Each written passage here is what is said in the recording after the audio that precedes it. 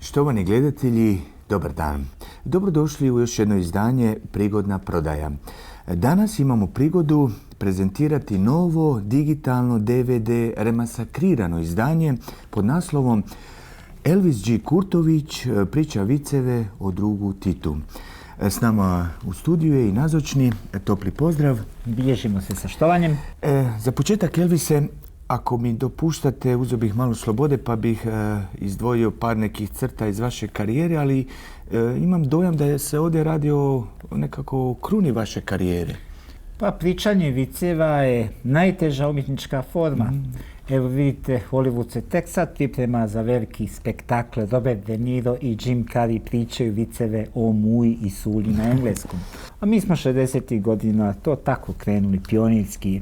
Da, poznato je da ste tih godina pržili ove CD-ove ispod sača. U zemljanim pećima na niskoj temperaturi, dosta primitivno. To je bilo jako teško komplicirano. Je bilo tih godina, da. A Elvise, bilo bi jako interesantno za naše gledatelje da nam malo podrobnije pojasnite.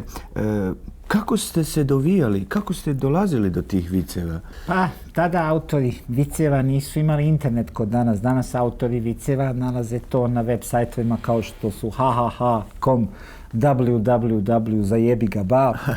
A mi to nismo imali u to doba. Ja sam morao da hodam po lokalima, da čitam emigrantsku štampu. A najviše je pomoglo to što sam pobjedio na jednom konkursu. Oprostite, Elvise, što vas prekidam. Tu sam negdje iskopao da ste vi 60. godina pobjedili na jednom od takvih takmičenja. To je bilo takmičenje mladih talenata Moše Pijade za pričanje političkih viceva. Treća nagrada je bila da posjetite ćeliju u kojoj je ležao prije Drugog svjetskog rata revolucionar Moše Pijade. Druga nagrada je bila da malo odležite u toj ćeliji i prva nagrada koju srećom nisam dobio je susret sa pokojnim Mošom Pijadom. Što znači prvu niste dobili, dobili ste... Dobio sam drugu gdje sam ležao u Mitrovici gdje je bio i drug Tito i tu sam skupio divnih viceva.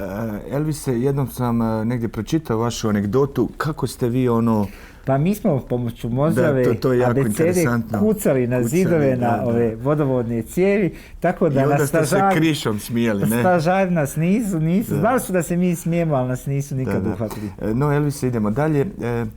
Jel imate neke pozive za nova gostovanja i to? Pa nemam baš pozive za gostovanja, imam poziv za sud.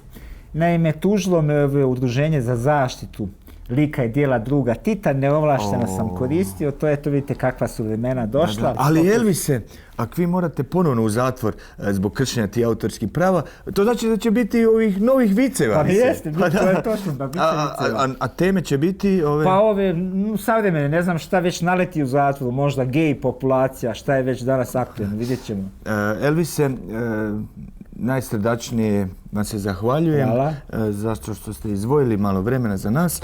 Štovani gledatelji, dok se naš Elvis ne vrati iz nekog novoga zatvora, toplo preporučam ovo remasakrirano izdanje Elvis G. Kurtović priča viceve o drugu Titu.